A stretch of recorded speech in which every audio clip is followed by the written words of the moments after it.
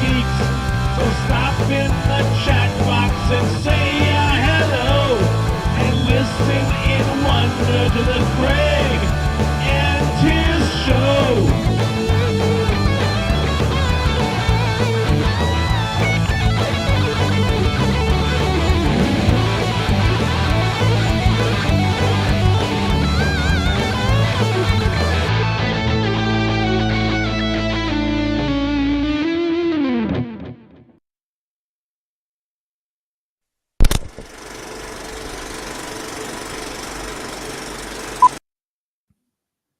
We made it! Hey! Welcome, one and all, to the Craig and Tizz show. That, you know what? I still can't get used to how professional that intro comes in. And I feel like we need to do the whole welcome to the Craig and Tizz show with me, Tizz, and Me, Craig. Today, in today's episode, we're going to be talking about the letter P. And what words start with P, kids? we can say on the air. Exactly. Yes, I was going to say I have a question about the intro. What, straight away? Yeah, how come at one point I'm jumping into a fountain? I mean, I'm holding an electric guitar, okay, and I jump up into either a bird bath or a fountain which has water coming out of it. You do? I mean, the same reason why I just stand on a fountain for 3 minutes. Well, we're sharing the water? We apparently love fountains. Are we like having our feet clean? I have no idea. I mean, the fountain wasn't in the brief. It was a creative addition by our wonderful videographer. Ah, okay. Well, then that makes sense. But I would think my little tennis shoes got really wet. Does it make sense, though? No, not a bit. Okay. Booms is now explaining it. It's my attempt to be as tall as Tizz. I keep leaping on stuff. The ironic thing, like me and Booms, actually, I think we might have surreptitiously bullied Craig into allowing us to keep his character short. But I love your little character. I think it's the best representation of you ever. I showed the thing to my wife, right? And she goes, "Why are you so little?" And I go, "Oh no, I'm overcompensating for something." I don't, yeah, you know. Well, after a while, it kind of grew on me. I kept thinking Dexter's Lab. I go, yeah, okay. I love Dexter's Lab, so I can do Dexter. I just because I did see like a very quick render that Booms did of like us both the same height, and it really did lose that comical aspect as well. Yeah, I watched it too. I was probably like in my 20s in that video. I had brown hair. Oh, I wasn't even on about that other one, but it must have seen this one. It was just a quick one that was like, well, I think I basically did it myself, and I just made you a little bit taller just to see what it was going to be looking like, because I knew that that it was a big job. See, I think what Booms has done, he made the characters and then he's mapped the heads onto the characters. Yeah. So that's fine all the way through, but then I imagine having to re-render the heads for every scene, but just like an inch taller. So it was going to be quite a big job from what I gather. And so I had to look at it to see if it was because I would have pushed him, because I know you're a bit could I be a bit taller? And I had to look at it. I was like that. But I think the next one he does for season 2, I want it done like in clay animation, like stop action, kind of like Wallace and Gromit. You've got high aspirations, and I hope your bank balance is increasing. Now that would be pretty damn cool if you ask me, man. The Crackers Gromit. It'd be great. About 15 years ago, I looked into having a music video done in clay animation by a professional studio, because you can't have it done shit, really. That kind of stuff. It looks a mess. Yeah. And for 30 seconds of video, it's going to be £1,500, and this was 15 years ago. So I don't think we're going to be able to get that, I'm afraid, unless this show does really well. The advertisers start pouring in. Well, we could use some sponsors. This is the Craig and Tizz show, sponsored by Trojan. Let's see how you measure up with Trojan. Exactly. That was fun. This kind of reminds me, back when I was in the Express band, we had merch, right? We had shirts and whatnot. And one of my suggestions was we should have Express band condoms, and I figured, you could tell how much of a man you were by how much of the word express you saw when it was fully, if you just saw press, not that good, or just exp, not that hot. But if it said express, oh yeah, you were ready to go. I mean, saying that, right? Yeah. Do you remember what my very, very first band was called? I don't. I didn't know there was going to be Tizz trivia today. It was something for the weekend. Do you remember? Oh, is this must be a British term then? So in the old, well, I say the old days, it wasn't even that long ago, but definitely around the 60s, 70s. When you went into, you couldn't buy them from the shops or anything. The only place you could get them, you got them when you went for a haircut to the barbers. Really? Yeah, and at the end of your shave or whatever you've had, everything's happened. You're paying up, and they'd go, "Oh, something for the weekend, sir." You're kidding? That's amazing. That meant do you want a condom or a box of them? So that's where the term came from. And our old band was my old punk band. That was called Something for the Weekend. That why did they choose barbers out of all the people to give? Can you imagine like if the milkman had to do it? Well, here's your eggs and here's your milk and here's your condom and here's your I mean, there's all kinds of different delivery systems they could have used. If we were doing that now, I'd 100% be putting the condoms over the milk bottles because of that would just be a hilarious combination. They gotta shake up your milk bottle. Yeah. So we're starting off with a bang, are we? Okay. Oh yeah, too right. Should we cow fart rate that conversation? Yeah, I'm gonna go 5. Is 5 good or is 5 bad? I don't know.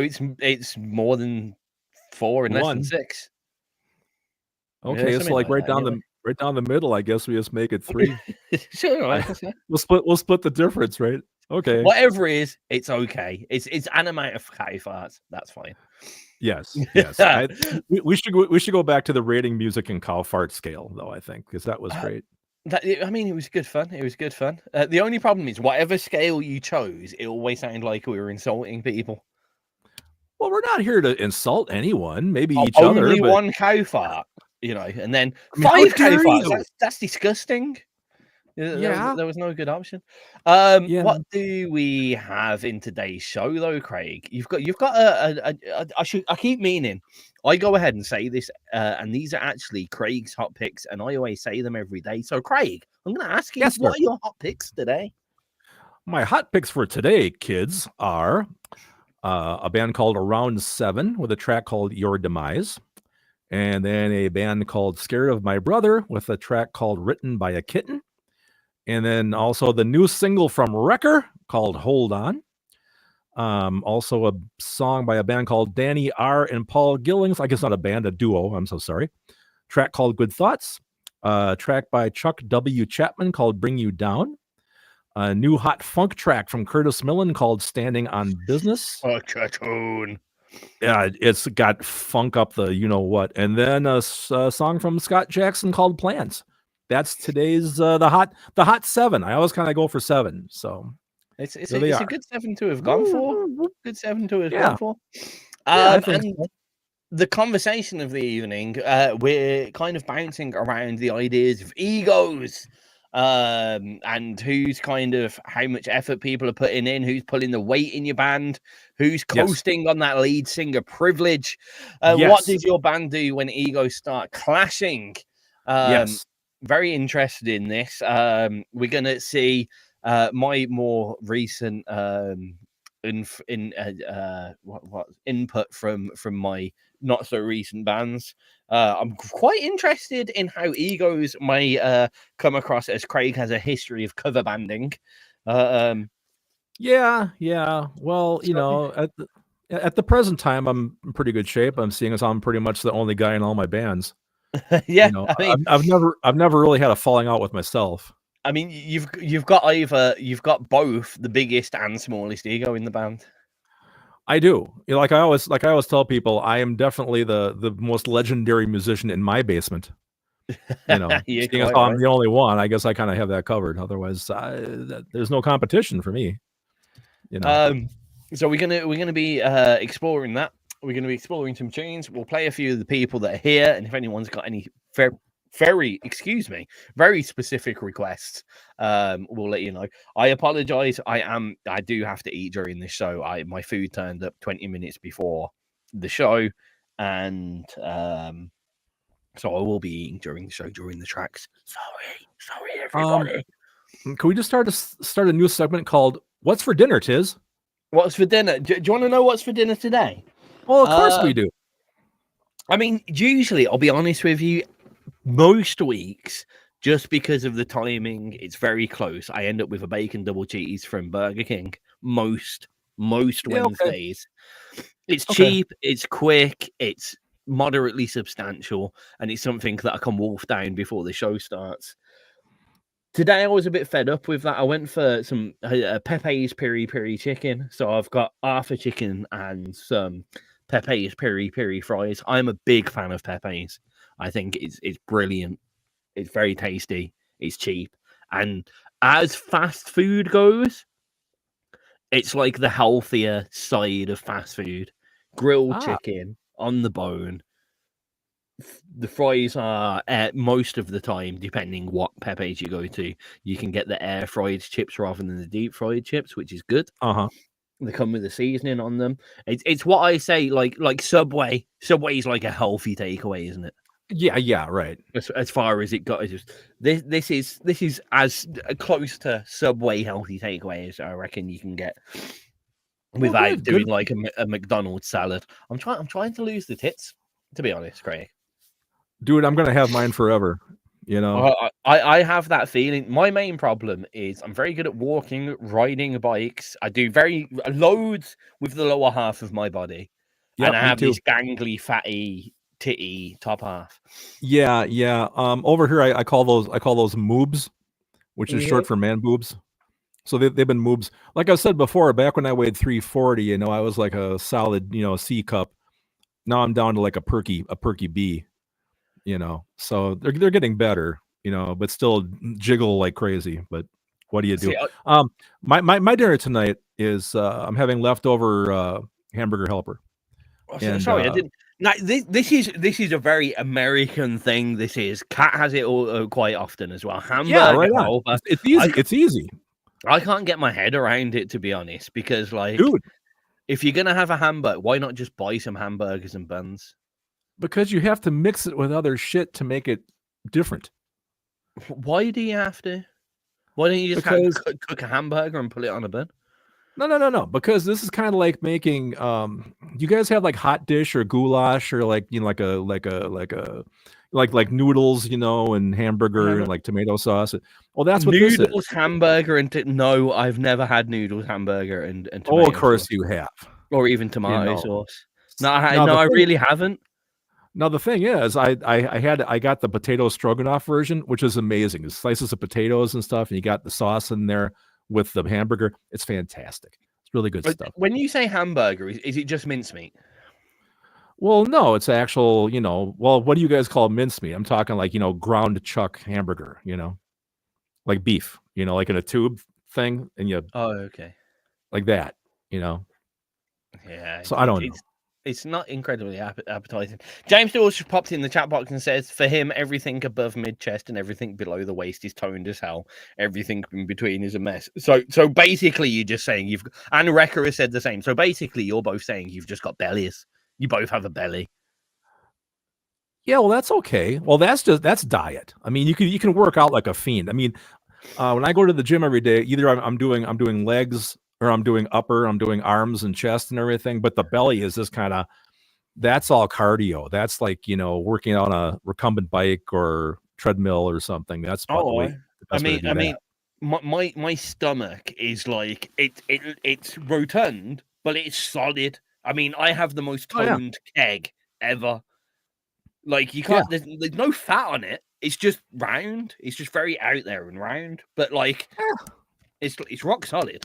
There's no that you can't grab any of it. then you're fine, man. Not a problem. Yeah. It's just not a 6-pack, it's a 1-pack. Well, I have a case. You know, it's a little different, like a 24-pack at least, you know. So now we have people in the chat talking about their bellies and hamburger helper. Boy, it's going to be a hell of a show today, I'll tell you. Yeah, I never knew it'd be a self-image, self-help show, but let's keep it going.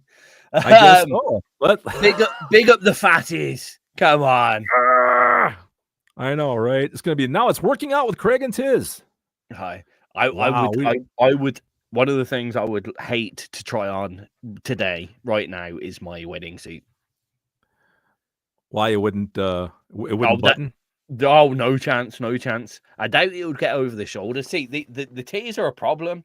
Like I find now, I'm wearing my work jacket, and like it's cutting into my armpits.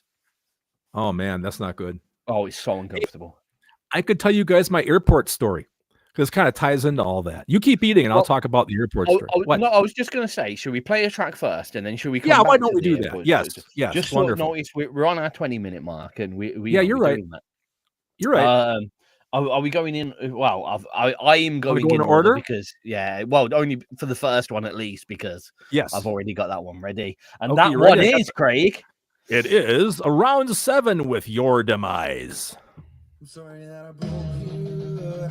I'm sorry for the No, the airport story ties into working out. It's actually kind of interesting. Perfect. Do you have enough song audio? Yeah. Is that good? Yeah. Actually, take it down just a little bit. Not much. Yeah. Yep. Is that okay? Yep.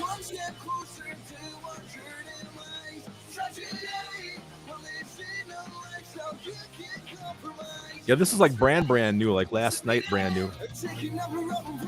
I've noticed you've been picking a lot of the kind of pop punky stuff recently. Yeah, well, that's what's being submitted, you know, because to be honest, when I scan the database, I'm looking sometimes for the words progressive or acoustic funk, acoustic rock or jazz funk blues. I look for those, but I don't see a lot of them lately. Yeah, it's quite difficult. And I've noticed a lot of the stuff that we'd consider more funk bearing, they submit under rock, and it's like more funk rock, like Chili Pepper style. Yeah, that's a problem. I understand because you wouldn't pick jazz funk blues for that kind of side. No, of it. But I mean that rock description is pretty all encompassing, you know.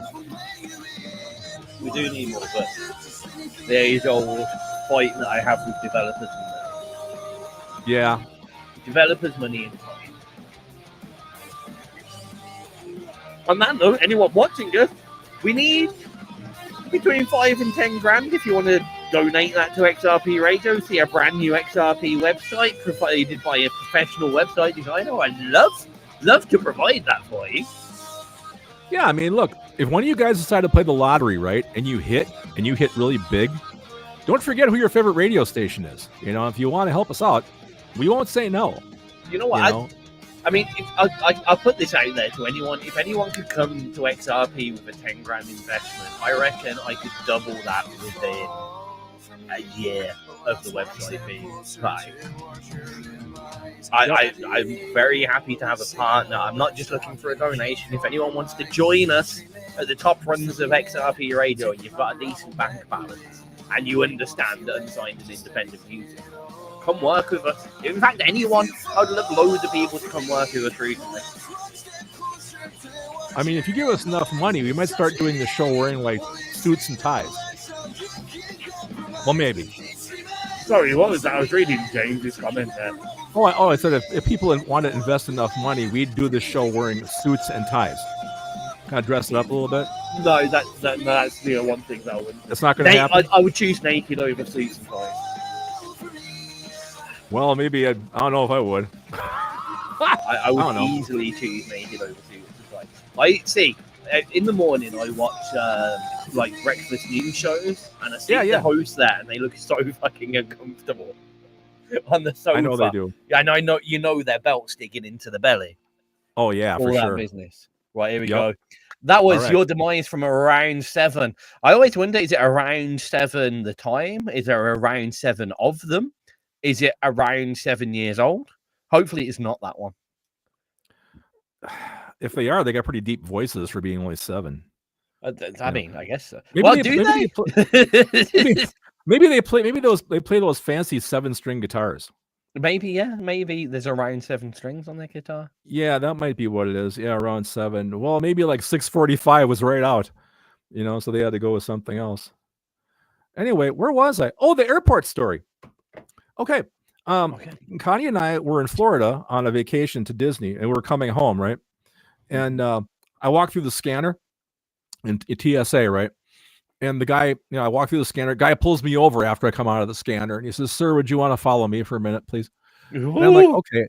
Now, unbeknownst to me, my wife has continued on down the roller thing there with the little bins and whatnot, getting our stuff. She doesn't know where I've gone. Guy pulls me over. Guy pulls me over to the side, and he shows me on the little screen they had there when you walk through the scanner, right? Yeah. This shoulder right here is glowing like yellow, like an alert right here. This joint. And he takes the wand thing and he's waving me down and he goes, "Do you have any kind of like artificial joint or anything right there?" And I go, "No." He says, "No kind of like weapon or metal or anything under your shirt?" I go, "No." And finally he says, "Do you happen to work out at the gym?" I go, "Yeah, I do every day." "Why?" And he goes, "Because the muscle is so dense in your bicep there, it tripped off our scanner thinking it was an actual object." Why? So of course I proceeded to take this with Connie for like the next 2 weeks and go, "Hey, Mr. Muscle couldn't make it through the scanner, huh? All right." That's excellent. That's my workout gym airport story. So No, I like it. That is a hell of a thing to be. I mean, that is that's some bragging rights. That is. Right on, man. At least that one arm. I don't know about this one, but this one here tripped the thing out. So yeah. Weirdly, I've got an very alike story, but nothing to do with airports or even working out. This is a real misnomer, and every time I say this, I have to, because my mom is the only physical person that was there at the time that can vouch for this story. Everyone thinks it's a load of bullshit. So when I was about 15.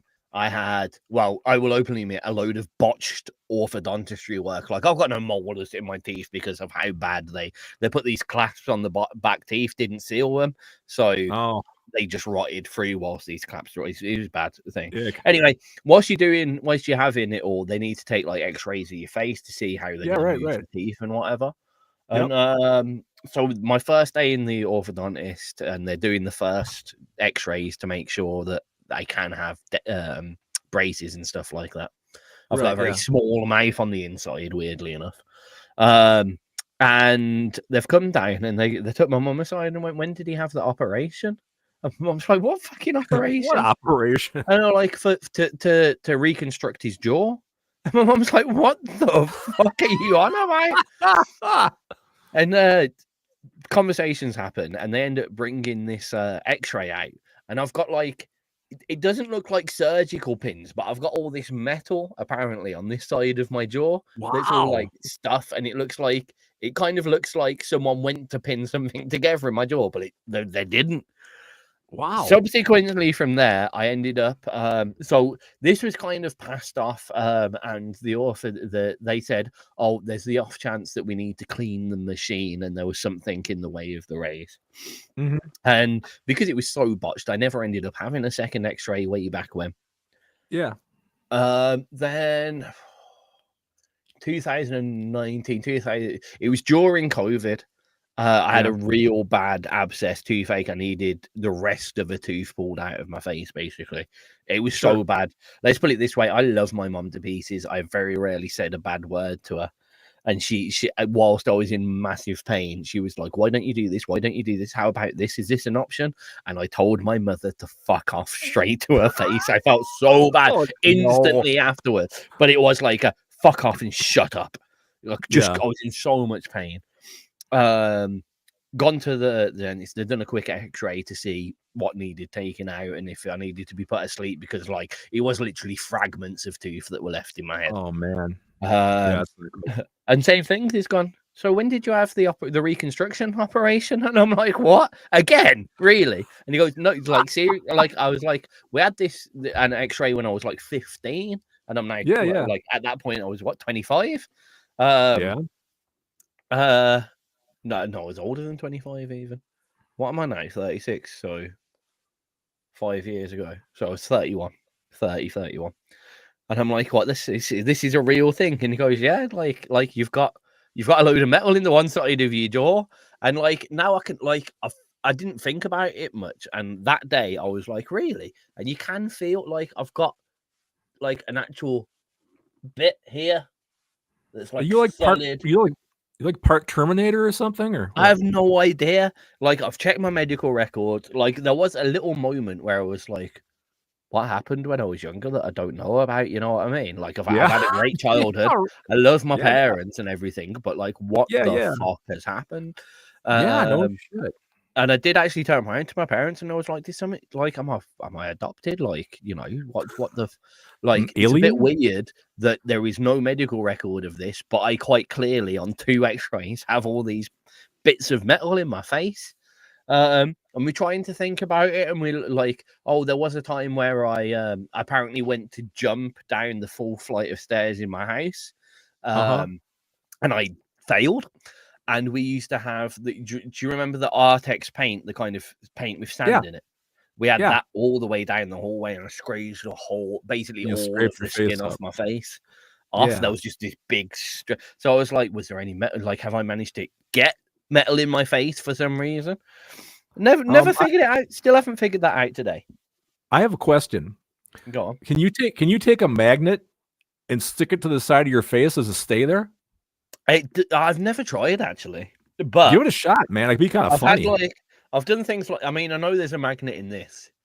Yeah. No, not But working. I mean, it's like surgical metal's not meant to be magnetic, isn't it? It's meant to be as unmagnetic as possible. That's probably a good idea. It's not, yeah. Well, do you know the reason why I know it's not magnetic? Actually, thinking about it. No, why? Because obviously for the epilepsy, I've had to have CT scans and EEGs, which oh my god, yeah, you would rip your thing out of your face. Yeah, that wouldn't be good. Yeah, but saying that in the same breath, I debate how magnetic those are, because like I ended up in the machine for like 10 minutes, and then the people came over and went, "Can you take your necklace off, please?" Because I've wore this chain for fucking since I was like 10, whenever. And they're like, "Can you take your chain off, please?" And I was like, "Oh, shouldn't that have ripped my neck off?" Like, yeah. See, I don't know if CT is magnetic. I know MRI is. I've had enough of those. I had an MRI. CT. Oh, then, that should have ripped right off of your the big circle machine. And they stuff you in there like a hot dog and got a bang bang bang bang. Right. Let's just do 2 hours of that. Then somebody tunes in and they go, "The new track by Sea Rage." Yeah, right. Called MRI. Actually, no, that would be Screwdrivers to Ears, wouldn't it? I got my own damn bands wrong.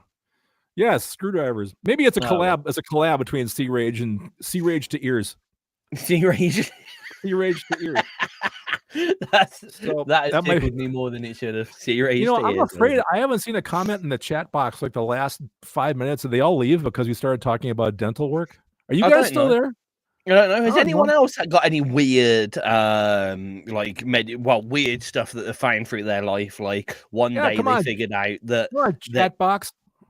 You know, I had a friend of mine, and this was the weird one actually. So his mom was like a B type blood, and his dad was A type blood, and usually that way you either have A or B negative or AB maybe. And he ended up no negative. But wow, when he got his DNA test back, like it was his parents were his parents undeniably, but some freak situation had ended up that his on his paper. James is probably going to correct me here because he's in the medical profession. He'll go, "Oh, that happens every Thursday." But he made this big whole thing about it, and he was like worried that his parents weren't his parents because his dad was A, his mom was.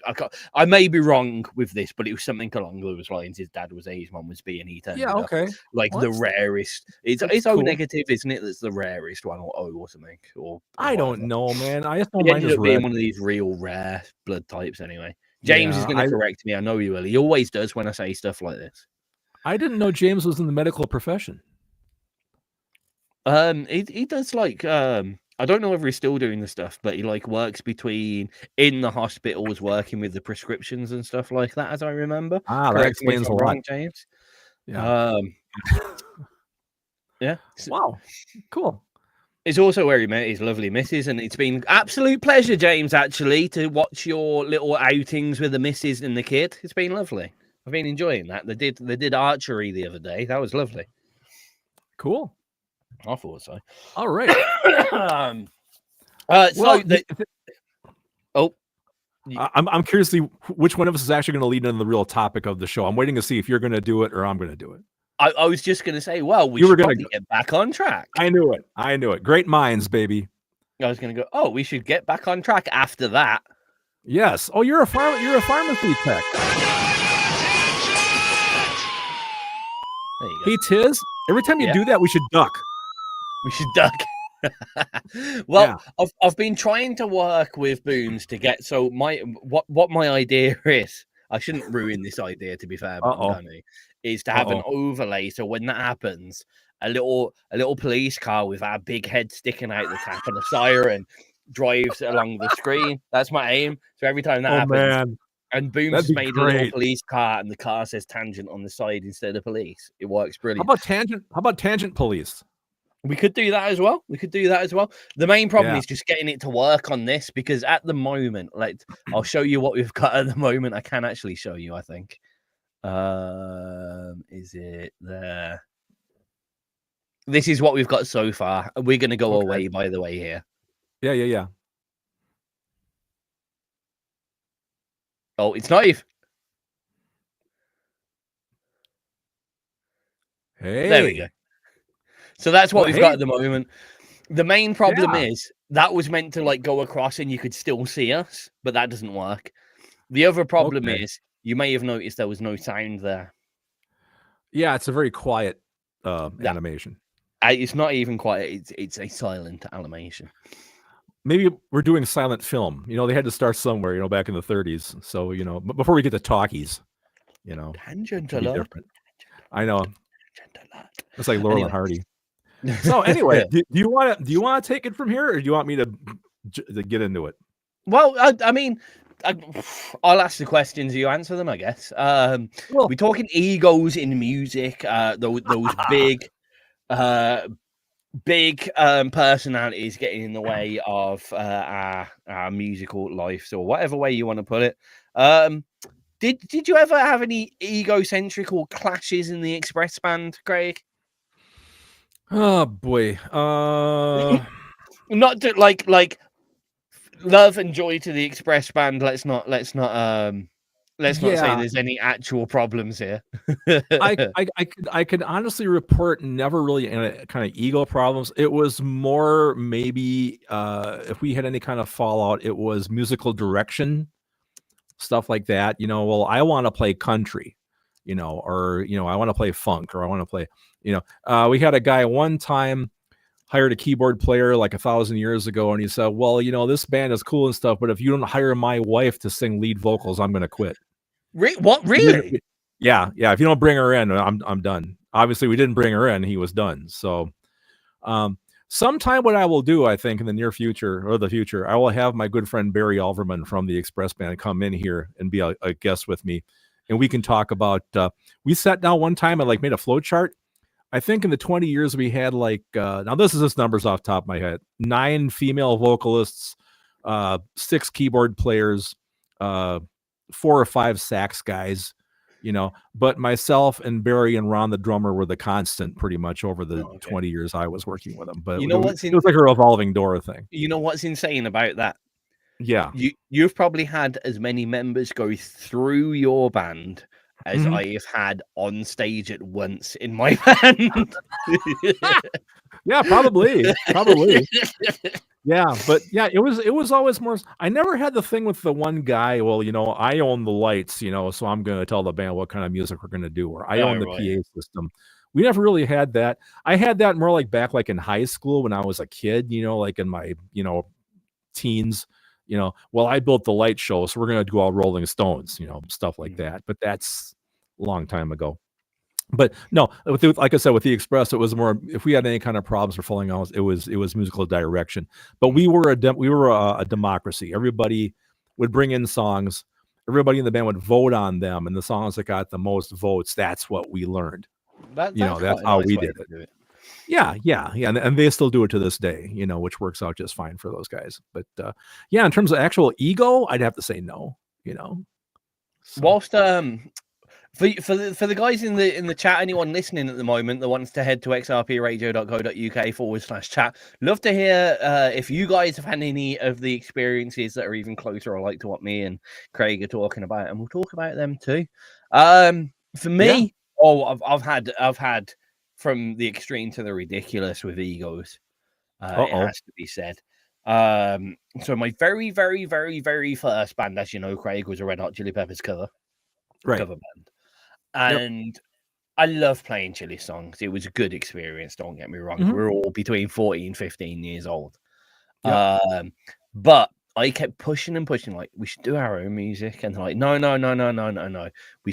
Let's do this. We should do our own music. And then our rhythm guitarist, who was kind of the guy who, to be fair to him, organized us a little bit more and got us all together, was like, oh, how about I want to start doing some like Funeral for a Friend, like emo band stuff. Yeah. And I was like, okay, but like, if we're going to do this, can we please start doing our own stuff at some point? Like, I've got all these ideas, let's go. And I'm like, oh, maybe. Yeah, they waffled. And then there was a really awkward situation where all the guys from the band basically took all the groupie girls out to a cinema the one day. And I remember this because I feel like such an asshole for doing it. But the lead singer had a crush on this one girl. And the girl was very lovely. And as we were walking into the cinema, this wasn't me being an asshole or anything, but I just wanted to place myself so I was in the seat next to this girl. And I wasn't thinking that the lead singer had a crush on this girl at all. I did not. I wasn't even thinking about it. I was just like, all right, I'm gonna sit next to this girl and we're gonna kiss for the whole of this movie. Can't even remember what movie you watched, to be honest with you. And so that happened, and I kissed the girl, and then we went home, and I went home with the girl, and we had a lovely evening. Nothing dodgy, just a nice little evening. And the next day I went to school, and everyone hated me, and I didn't know why. I just didn't get the idea of it. And I'd gone up to the music rooms in the schools, and said lead rhythm guitarist rather turned around to me and went, "Go away, nobody likes you." And it was one of the most gutting moments in my life. I remember it. I was absolutely devastated. Like, I'm not in the band. I'm not even friends with the band. Like, fucking hell, what's going on? And I then realized, like, a day later, oh yeah, it's because that's probably the prickish thing that you can do to a band member. Just force your way between them and the girl that they like, and then spend 2 hours right next to them. Because this guy was sitting, like, literally the seat next to me. And he's had to spend the next 2 hours watching me with my tongue down this girl's throat that he really had a crush on. Now I feel terrible for it. I was a bit of an arse when I was young. I wasn't very, what's the word for it? Socially conscious. It's socially considerate about anyone else. I just didn't think about that stuff. And then to add insult to injury, the week later, that band started making their own music. And I think it was just to piss me after you leave. Yeah, great. That was a strong ego. Like, it was the rhythm guitarist that would, like, me and the lead guitarist used to just like jam out a few times. We got these ideas, and he'd just be like, no, we're not doing that. We're not doing that. We're doing what I want to do. And it was quite a big ego, definitely. Then again with the punk band, it took us a lot of effort to get so. See, this was like the guy with the lighting rig situation, right? So our rhythm guitarist, lead singer, his dad was quite well off, and as soon as we started doing band stuff, he got a porta cabin and built it in the garden and put all music gear in, and it was our little rehearsal room. So we had a rehearsal room whenever we wanted, in a place where we couldn't piss off neighbors. Basically, it was quality, and they'd bought like stack amps. So we had 2 Marshall stacks and a Trace Elliott stack and a Pearl drum kit. When you're 15 years old, this was amazing. And we had a mini Behringer PA as well, so this was just absolutely amazing. It was absolutely brilliant. The only problem was to try and do anything that wasn't just pop punk. We're talking like Green Day, Blink-182, Sum 41 style music. Yep. The rhythm guitarist and lead singer would just turn around and go, no, we're doing this. You don't like it? Okay, you can go home and find another bass player. And I'm like, so that was, and then I started doing, and it made the band sound way better. Everyone said so. I started doing like backup vocals and a few little screams here and there. Yeah. And obviously he was like pop punk, and he was like, no, you don't do that. And I was like, no, we do that. And then luckily, because I was already quite ingrained in the sound engineer circuit in Birmingham, I turned around before any time we went on stage, and I went to like Rick at Eddie's number 8, who was the sound guy there, legend of a guy. And I turned around and go, make sure my mic's enabled, mate. Ignore all of our set list things. Just put my mic on, put it at a low volume. Let me fucking do it. It would be doing the track, and then I'd do some harmony vocals. The dagger eyes I got from the lead singer, like, you mother, how dare you? What is your mic even on, you fucktard? Oh man! And it's like, you get off stage, and we played blinding gigs. People loved them, and we get off stage, and I get a dressing down from the lead singer because I did it's his shit. And it's like the problem here, James, his name was. The problem here, James, is everybody wants those backup vocals. In fact, they want Sean, our drummer. They want it because he did quite a decent harmony as well. They want all of us to be doing it, but you're being a prick and saying it sounds shit when everyone else says it sounds good, just because you want to be. And it was because he wanted to be the main front person. You want to be the singer, right? If I'm singing, then it's distracting from him being at the front of the stage, kind of thing. Yeah. And the worst thing was, I mean, he was a pop punk singer. He wasn't a great singer. We liked his style, and he was a good personality at the front of the stage. But like I remember, we did a school gig in our own school, and we were told not to do any songs with swearing in. So we picked songs that were only, one of the songs we did was Family Reunion by Blink-182, which is, the lyrics are shit, piss, fuck, cunt, cocksucker, motherfucker, shit, fart, turd, and twat. Shit, piss, fuck, cunt, cocksucker. So like we were just playing up, and he was the greatest frontman to do that kind of stuff. Yeah. But it was ruining the rest of the stuff. And one day the band didn't even fall apart. We didn't quit. Nothing happened. We just stopped doing stuff. Just because of that happens. No one could be bothered with it. Yeah. Lack of interest. Yeah. Or life gets in the way, man. It does. It really does. What any stories from the problem with this kind of story is you are kind of having a go. There's no way about it. You're having a go or complaining about a single person 9 times out of 10 with ego stories. Yeah. Well, I mean, already, REKKR chimed in and said he really hasn't had any kind of ego problems with anybody he's been with. So that's cool. The problem with that, REKKR, that means it's you. Well, he is the lead singer too. Yeah. I'm sorry, REKKR. You've just outed yourself by accident. Yeah, that's it. Yeah. We need to get the rest of REKKR in so we can Yeah, exactly. Oh man. Oh, that's right. We're at our second. Well, we passed our second 20-minute mark. We kind of do like a track every 20, right? I'll try and get it to there because that means we fit them all in more than anything. Yep. So what's next? Well, going down the list, we have a song by a band called Scared of My Brother. Track is called Written by a Kitten. Oh, see, let's just be lovely and nice. That's my pet name for Catherine, Kitten. Oh, it's not written by her. Sorry. Oh, that's heavy. Yeah, I know, right?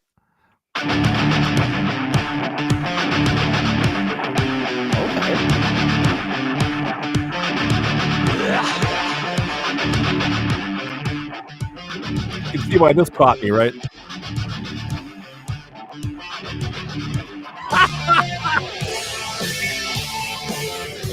Alan. Apparently, I can be a diva. See? Knew it. You called him out, man. Oh, James, the last line of James says it's quite big with these talented you little The bitch, least James. talented member of the band. You little bitch, I was written by a kid who lost his little hands. I will never be ambition. I will never be okay. Stay. I will always be your slave. Wait. Maybe we can go as Mr. Side. Stay. Stay. Tell me that I'm not so. Hey. Maybe you can help me figure it out. I was thinking bones were stiffing. It's what happens in the end. Putting pleasure in remission. Maybe I could make amends. I was sitting trying to listen, but we're running out of hands. I will never be ambition. I will never be okay. very tight, beaty feel. Yeah. You have a tiny bit Rage Against the Machine. Yeah. With those, Right. With the wah-wah pedal even.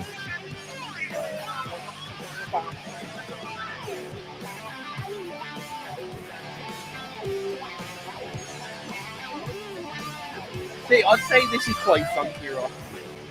It really is, yeah. If you put a little bit of slap bass on that, it'd be straight funk. Oh, yeah, yeah. Oh, yeah. We'll take this and put like the riff for Superstition behind it. Yeah. Oh, that would work so well. It would be perfect. Yeah.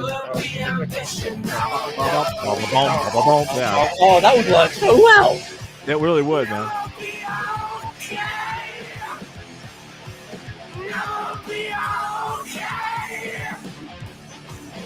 All of a sudden now Alan is changing his whole story. Now the guy who played bass on our album had a moment before he got punted. Okay, we're back. That was a hell of a track. Scared of My Brother with Written by a Kitten. I was saying to Craig, that's the kind of rock that he's so bearing on funk. It's, damn right. Unbelievable. Yep. I like that. I like that. I want Alan to fess up about this bass lever of theirs.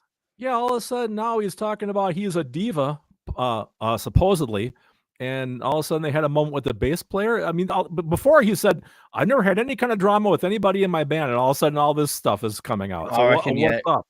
But by the end of the night, it's going to be like, oh, my dog slept with the lead singer, and his daughter slept with my wife. I know. Then they brought that cow in, and all hell broke loose. And like, this started the cow fart scale. And this is, yes. I was going to say, I want to hear from Eden Bank. There's only 2 of them. How much ego can they have in a band? Twice as much.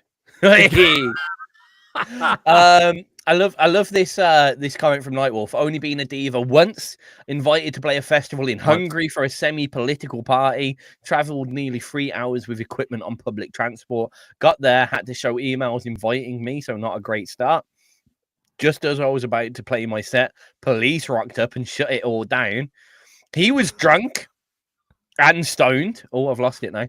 And stoned and lost my shit, threw a beer can at a cop, ripped up a CD I was given by another act as they tried to calm me down, kicked the table where collecting entrance fee money everywhere, ripped the band that got 3-5 in Kerrang magazine. That's rock and roll, man. I'm telling you. Shit, I did half of a sentence, then it moved. Then ripped up a CD. Wait a sec. Table collecting the empty. Ripped gate open, followed by 6 lads. Love it. Wow. They thought they wanted to fight. I dropped everything ready, and they wanted to know if I'm okay. Oh, no, bless him. That's rock star shit, there, boy. I thought so. Yeah. The only thing that I ever did. So the closest to that I got. I was doing So it was actually a Tizz gig, but I had a backline with me, so I had a band with me. And got on stage, and we were told we had 35 minutes. What we didn't know is that we're doing rolling sound checks. So, you know, when you sound check just before you start playing. So they rolling sound check. The guy was late because he'd gone to get a pint from the bar. Oh, of course. He turned up. He did over the top sound, considering there being two bands on before us, and we're basically using the same backline, using the same drums minus breakables, using the same stacks minus the heads. And I'd bought my own SM58, but it was an SM58 that was on the stage anyway, so no difference. It wasn't a tuned. I hadn't got my tuned in one yet, so they had nothing to do. And so we got on stage, and we'd prepared a 30-minute set, and we're 10 minutes from the end, and the guy's like, you know, stop, we got to move on, we've got to get the next act on. And I was like, I literally said down the mic, I've done 20 minutes, we're going to do the next 10, thank you very much. And we started playing, and they cranked off the back line for us, they just switched it all off. And I was like, what the fuck? Luckily, the last song of our set was always an acoustic track, so we had acoustics ready for us on stage to go for it. Even better than that, so the lead guitarist that we were using, he'd bought one of those, so we were still using an electric guitar, but he'd bought, you know, those mini Marshalls that you can stick onto the guitar, the little tiny ones. Yep, he bought one of those, so we could still do like the acoustic but have the electric guitar solo through it. Kind of thing. So we just turned around and we played the rest of our set acoustically on the edge of the stage.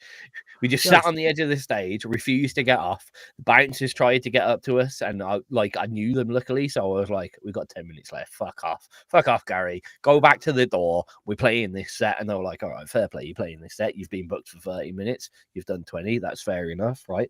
The sound guy on our last song, I will remember this till the end of my life. He was so pissed off, so annoyed with us, right? We just on the last song, so we're like 3 minutes before the end of the full 30 minute set.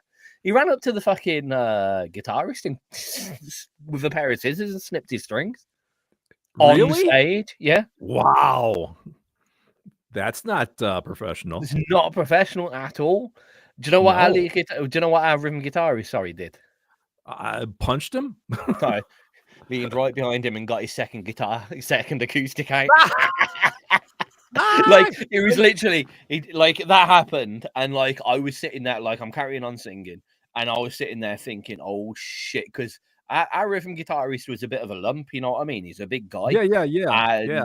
Like I've never seen him like really pissed off ever in my life, but at that moment I was like, that's the kind of guy that's literally going to break your nose off your face, mate. That's why I said what I said. Yeah. So it was brilliant because he was sitting kind of on a stool on the edge of the stage, and he's gone like this, and like the guy stood back and like brandished these scissors as if he had to defend himself, and he just went, grabbed his guitar, picked it up, and we just played the end of the set and walked off. It was fucking fantastic. I loved it. Oh man, loved it. That's probably the biggest kind of, because afterwards I threw an absolute wobbly. I went up to the sound desk. I'm like, "What the fuck are you doing?" The guy sitting there and goes, he's got his pint in his hand, and he goes, "You know this." I got the like bottom of his drink, and I just went puff. The whole pint.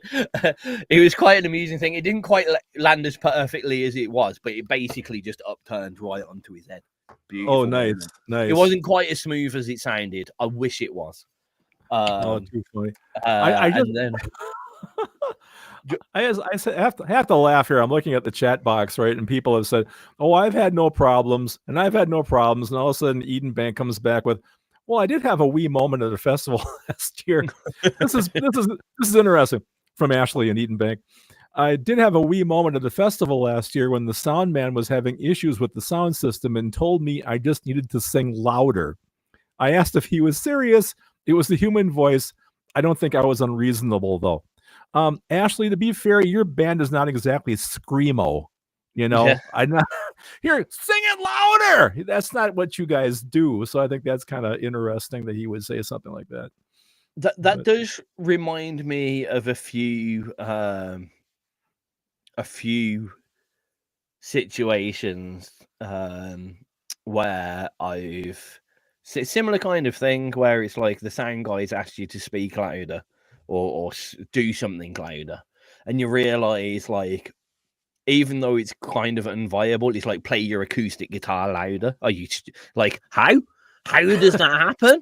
And then you realize it was the sound guy's stupid placement of the PA system, which means he can't turn it up loud enough without getting horrific feedback. More feedback. That's it. Look, how many gigs have you ever been to where the band sounds great when they're playing, but then when a guy goes to speak and talk to the crowd, it's just mush? How many times have you heard that mix? Millions of times. I quite often see as a sound guy kind of guy, I would say the majority of times that happens is because fucking you, especially metal and rock singers, solo singers, are not playing not solo singers, but like they only sing, they're not playing guitar, whatever. Yeah, right. I got the hiccup. And they always have I got one to hand. They always like hold their mic like that, you know what I mean? Yeah. And even like I'm not even holding a mic, but if I do this, all of a sudden I sound like I'm in a radio speaker. You can't hear right. me. Yeah. It sounds fucking stupid. And it's not even to do with the mic being on my mouth or anything. It's the fact that I can't even move my lips properly. Well, you're cupping it. So my mouth isn't moving properly. I'm not enunciating my speech properly because I can't even do p. That's a p. P. You can't do it. It's nothing to do with holding the mic and colouring the mic itself. It's the fact that if you've got your mouth on this, fact. Well, that's not with a mic. I'm doing the same thing with a hole in my hand. Well, and you know what I mean? Yeah. You're like, or the one where like the sound guy, like when the singer goes to address the crowd, right? He doesn't turn the effects off on the send. Right, so the guy's just talking like he's in the cave with da da da da da with the repeat. No, when you see the man's going to say something, shut the effects line off. Let him speak, then turn it back on when they speak. As soon as the fade out has happened from the track, like don't get me wrong, you could have a long stream on the guitar and you want that to fade out. Right. Moment the track's ended, effects off. Like it should just be automatic. Correct. I mean, I've known people. So it's a typical thing in the O2 Academy where they will kind of side chain the lead vocal mic's effects to the guitar rig. So when the lead guitar's turned off all his pedals at the end of a song, like you normally should, really. Correct. It deactivates all because it recognizes it deactivates all the effects on the vocals automatically. Right. Saves you all the problems. It's not hard to do, sound guys. It's not a hard thing to do. Yep. Fucking idiots. I mean, oh dear. I know. I don't envy like stopping because don't get me wrong, right? I'll treat certain sound guys like pricks, but as a sound guy myself, you get treated like a prick as a sound guy. Like no matter how good you do, like it's not great. It's you get a lot of flack being the sound guy, no matter how good you do. It's a great job when you get it right and the people appreciate you for it. But it's also like there's so many pickiness in the delivery of production and sound quality of music, even down to like guitar tones, that if like you have certain guitarists where you've had to run their amp through the PA so everyone can fucking hear it. You've got to run it through the main rig so people can hear it. End of. And obviously that's going to color the tone somewhat. Oh yeah. Because you've designed your tone to come out of a 4-speaker Marshall stack. Yeah. And now it's coming through 4 extra speakers, especially if you go in for a place that's kind of over 500 max cap. They'll usually have a bass woofer or a subwoofer in as well. So that's gonna instantly color the sound. And like, what do you want me to do for your set? You want me to get up, deconstruct the stage for you so there's no subwoofer on your, you know what I mean? You only want, or you get these bands that are fussy and it's like, well, we do everything in stereo, so like we don't want your speakers at the back. And I'm like, it don't work like that, mate. That's not, just because there's speakers at the back doesn't mean we're doing 5.1 surround sound, sir. Like, use your brain a little bit. You do have a lot of these ego situations. I would say the sound techs and producers probably deal with more musician ego than any other person. They definitely do. Seeing as how, you know, I've mentioned before to you guys about my good friend Chuck Barek. He mixed some of my songs for me on the Kluxilla album, but he is a sound man by trade. That's, you know, what he did. He Express Band was lucky we had our own dedicated sound guy, and that was Chuck. He did all the production for us and everything. But he always has stories about just people just being asses, you know, always, you know, turn it down, it's too loud, or is it the kind of thing, you know, this story here with that James Doyle's talking about with the guitar player. I remember as a sound man telling the guitarist, look, we're making the singer in the kit, your amp is drowning out the bassist and singer. The guy looked annoyed, then turned his amp up 2 notches. I've run into so many guitarists. It's always guitarists. I don't know why. They need to be too loud. All they want to hear is their damn guitar. And I will tell you a good story. Talking about my friend Chuck, when he was running sound for us in the Express. When I first started, I always had an amplifier on stage that faced out into the crowd, right? Yeah. Okay. Chuck was the guy who came up with a brilliant idea. He said, look, man, he says, your amp is down by your knees, right? Your ears aren't on the back of your knees. So what he came up with, he took 2 monitor enclosures, you know, for vocals, put guitar speakers in them. And that was my rig. My guitar speakers were in the front of the stage, along with the monitors shooting up at me. Yeah. You know, that way all the crowd heard was front of house mix. They weren't hearing my guitar directly. It was all being angled back in my ears from the wedges in front of me with my guitar coming through that. And that was genius. Yeah. So I wasn't too loud, you know. If you look at a lot of even the big stage shows, right, for the big bands, you see all these fucking like 100 Marshalls stacked on top of each other. 9 times out of 10, none of those are on. They're fake. They're not on. You know, are you mad? Don't be stupid. I know. I mean, one of the good stories, Kiss, back when Kiss started out in 75, they had a whole bunch of Marshall speaker cabs. They weren't loaded. There were no speakers in them. Yeah. They were just dummies. They had like 1 amp maybe that was being mic'd up, and that was it. I've seen this with a few. So weirdly enough, I did quite a lot of sound engineering on the jazz circuit. With I was kind of a semi-regular sound guy for Humphrey Littleton, who did he was a trumpet player, a jazz trumpet player. Yeah. But the same kind of thing. They tended to have. So you tend to have quite a big brass section, and then you'd have kind of a typical rock band section, kind of off on the side. You'd have your bass player, guitarist, lead guitarist, whatever, on the side. But they tended to like that bit to be kind of surrounded by stacks. And it always made me laugh because they'd borrow stacks to have them there as well, because they didn't want to transport them all around the country. And there was no point, so they turn around in the area, and Humphrey would basically put out a message in one of his text message groups and go, anyone got any stacks for us just to have on? We don't need leads, we don't know nothing, we just want the cab itself, bring it to the bring it up and we'll start.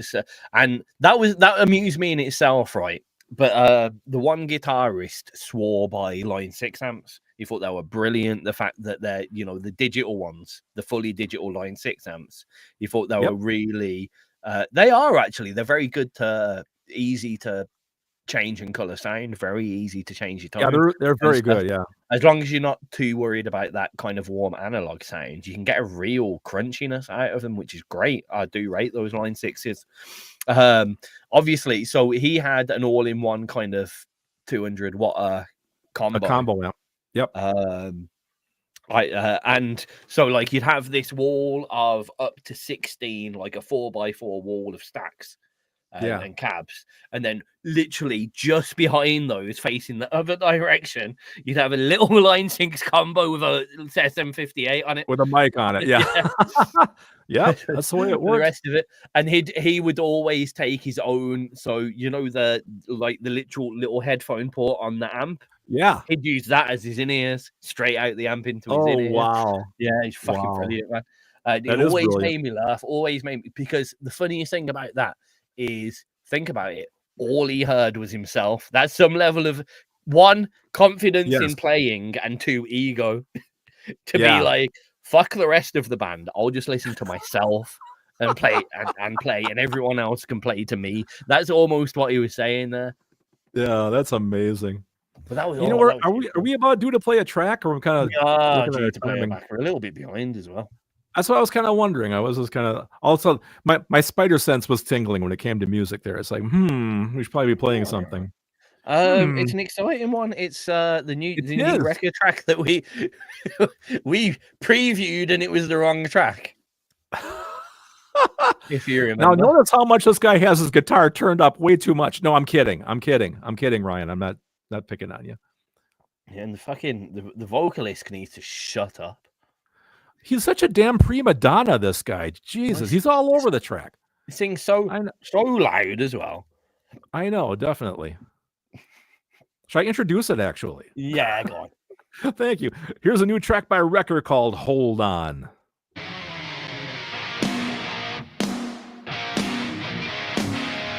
Cracking snare. Oh, I know, right?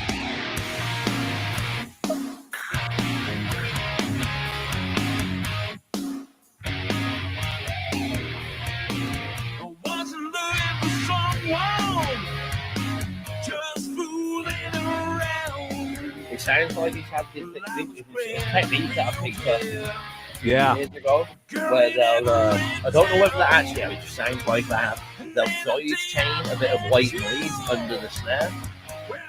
Really? Yeah, it's quite hot. It's in most like modern rock songs at the moment, which gives it so you have it kind of makes the snare bit a little bit more. Well, it's a good idea. Just extra buzz, I suppose.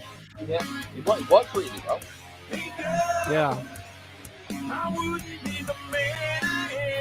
I might be wrong. I put that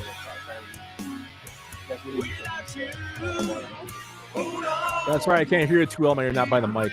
Oh, sorry. I was saying it's either that or they've got looser snare wires, so it's got that kind of crispy. Right, yeah, that rattle, yeah.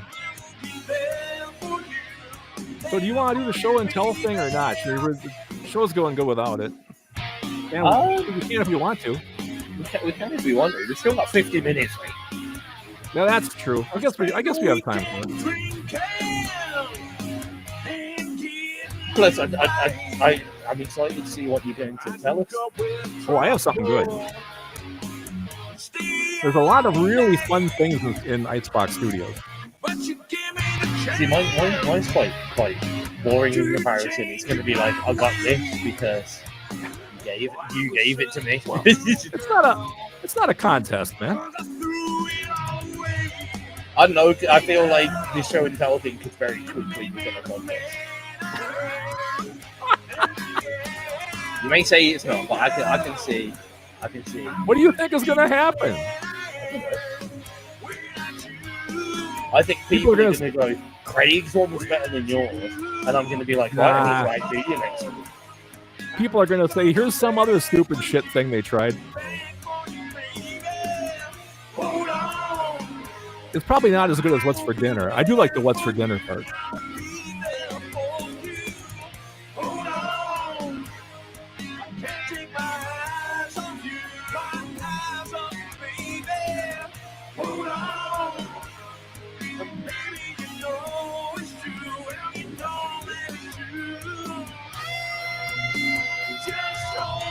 Boy, a skiffle band that did metal covers in skiffle style? That could have been interesting.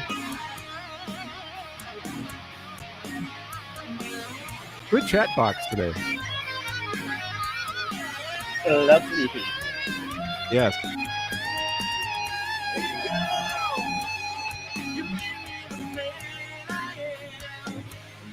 Yeah, I expect all cabs will be like Motorhead. Oh, you bet. Motorhead is the kind of band that I expect they'd like lift the floor to put more cabs underneath the floor. Right. Aren't they meant to be the loudest band ever? They tried to be. When I was a kid, there used to be world's records about that. I think the Who had it for a while, then Deep Purple had it for a while. I don't know if they still keep that, if they still track that or not.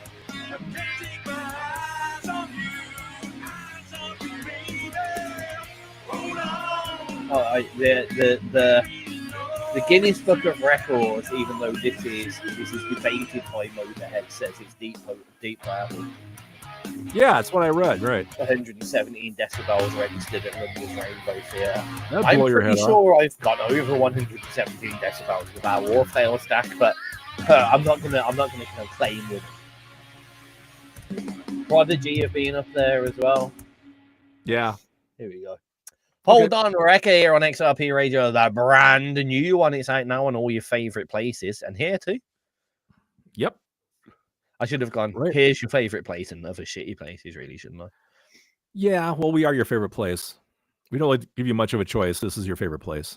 Sorry. I mean, I can't get away from here. It's my only place. It is. Just that chair and that spot in front of that mic and that backdrop. That's where you live, brother. Oh, I'm glad to have a good chair back again. You know, well, you've had some pretty dodgy chairs back in the day, you know. You say this, right? But if you look at it, all of my chairs have lasted a good 3 years each. It's just the last kind of 6 months of those 3 years. The one was sitting on a cardboard box that was slowly getting. I remember that. Yep. I literally had to get on the chair. I had to pick up the whole chair like this and put it on the box. Right. Every time I sat down, it was it's horrible. My knees hurt so much because the box wasn't quite high enough, so I was like squatting a little. Oh, it was horrible. Yeah, yeah. Speaking of knees, that's always the tangent alert. The funniest part for me when the show is over today is me trying to walk up the stairs to go back up to my main level of my house after sitting down for 2 hours in the studio, and like my knees won't straighten back out again, and it's like, you know, I wish I had my young man knees back. What a good song title, Young Man Knees. Somebody write that down. Knees. I think Young that needs to be like it's a Who song. Well, I think it needs to be the B-side of Spike Direction's Old Man Slippers. Young Man Knees. Young Man Knees, Old Man Slippers. I think that's a thing. Let's collab. Yeah, we need to go on Spike soon. He's been quiet with me. He's probably got like life and stuff happening. Yeah, I hate when life. I hate when life gets in the way of stuff like that. Night Wolf has to go away. Thank you so much for being here, Wolf. Please do come back. Yes, hopefully we'll catch you next Wednesday. We love having a chat with you all. Yes, you guys are all the best. Well, I've been in so many situations in the same situation. James goes, sorry, I correct myself. We only had 12 channels at the venue, but 2 or 4 of them didn't work. Yeah, I think we've all been through that, eh? I was in that when we did the first official Zerpalooza. What did we call it? XRPalooza, that was it. Oh yeah. In 2013, 14, I think it was. And we did a gig at the Star and Garter. Great venue, great system and that. But like through the first day, so we did 3 days straight. The first day, I was like, why can't I not get a good snare sound? Like I can hear the snare. The snare sounds great in itself, but I can't get it loud enough. And it turns out, that channel on the desk was broke. And I only found out halfway through the actual festival night. Yeah. where the guys came up and goes, oh, did you know this? And I'm like, oh, great. I'm running the snare through that channel of all things. Like, and now you're telling me. It would have been all right if it was a tom or something, but no, I've got the snare running through it. Oh man, and I was going insane. Like I was pulling out my hair over it. I'll bet you were. Absolute fucking nightmare that was. What have you got in the chat? I like the idea of a full skiffle band with the doing metal, banjos, ukuleles, T-chest bass, washboards, acoustic guitars, and 5 vocals doing metal covers. That sounds epic, James. Oop. I can just imagine. It must have been fantastic. Sorry for those watching the video that are seeing the chat box move all over the place. Oh, yeah. Sorry. We just have to kind of scroll back and see what we missed. No, I've got another chat box open. I just forget which one it is. I've got a chat box that won't affect that, but you know. Well, for me, I watched the vid feed, then I've got my phone here as well with the chat on it, so I'm kind of responding to that at the same time. So it's kind of trying to keep my eyes peeled. Yep. How technological? Oh, technological. Well, I'm not one of these people who have 3 monitor screens so I can look at everything at the same time. That's not here. Yeah. Who do you have things 2, right? like that? I've got. Well, I mean, I've got 2, but then I've got the MacBook and my iPad and my phone, so I've got 5. You're tracking all that at the same time? Most of the time, yeah. That's Most impressive. of the time. My biggest issue with it is I keep so like the smart option would be to have you and the chat box here, and then all the streaming stuff there, and then all the social media there and everything. But I keep switching between them all, which is why quite often during a show you'll see me go, yeah, well, what? Where have I put Facebook today? Where have I put the Mix console today? Where are the tracks? Yeah, that makes sense. It's good fun. Well, do you want are we going to say the same thing again? We are. Great minds, baby. Yeah. You want to take it? Are we doing show and tell? Yes. Good stuff. I'm excited about this. So last show, Craig mentioned wanting to do more with the visual, the fact that you can video. We should use it. Yes. And we thought of a few ideas, and I couldn't think of anything better than to go as old school as shit and go for a show and tell session. And what we're going to start doing, we're going to start it now with us, but when we start getting more guests in, which we want guests in, if anyone wants to join us, let us know. Because we can't only be REKKR that's joined the Craig. You can come back, by the way, Alan. You're more than welcome. But always anyone. Yeah. I mean, mid-show, if you turn around and go, I have something to say about this topic that you're on, we'll just drag you in. It's easy enough for us to do. But we thought, we'll do show and tell, because that is the most visual storytelling thing that is old school as hell. I think it's the perfect conglomeration of youngie me and oldie Craig, not to put it too fine a point on it. And go back to the old school, literal school vibes, at school vibes. So my show and tell item is a little bit more obvious, and there's a lot less to say about it, to be honest. I'm incredibly interested at what Craig's brought to the table, so I think you're going to have to go first, mate. All right.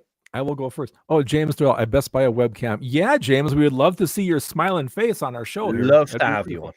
Yeah. Okay, my show and tell. In my studio, I have. Oh shit! It's actually come with a gold record. I have a gold record. Back in 1988, I produced my first EP, and it was called Starstruck, subtitled "Strike Like Lightning," and this is engraved here. Craig Hecht, Starstruck, 1988, 1 million, and it has the song titles here on the album. So it looks really impressive, but now I'll give you the behind the scenes. What this actually is a copy of Pink Floyd's Dark Side of the Moon. that was spray painted gold by my great friend Scott Halverson from the Third Bridge. That's wonderful. Him and his wonderful wife Leah put this together for me when I first started recording and releasing my own music back in 1988, and they presented this to me. This was a cassette-only thing that I sold at my local music store, and I sold 176 copies of this EP on tape. Bad, for 1988 money, that was not too bad. So that's my gold album. Whenever somebody comes down to Icebox Studios here, I go, well, I have a gold record, So yeah. So that's what that is right there. That's a good piece. That's a fantastic piece. That's pretty cool. So that's what I got today, guys. Tizz, what you got? Mine's so cool. So you may not believe this, but you've actually been looking at mine all day. You just haven't realized it yet. Not only, so you may not realize this, but and I may have to look back, but quite a while ago, I did a call out for merchandise and t-shirts because from the last time we went to do a lot of live visual stuff, ages and ages and ages ago.